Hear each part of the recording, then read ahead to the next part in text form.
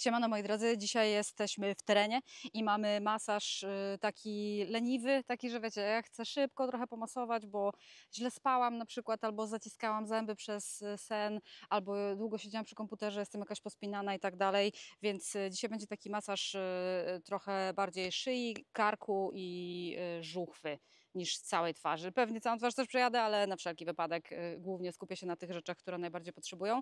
Będę używać do tego masażu olejku od braci Mydlarzy. To jest aksamitny olejek do ciała Azalia z rabarbarem. Ja go użyję również do masażu twarzy, dlatego że po masażu pójdę pod prysznic i to wszystko zmyję, więc się nie obawiam. Oraz ja już mam ten patent sprawdzony, używałam tych olejków wiele razy i nigdy nie miałam problemu. No to do dzieła.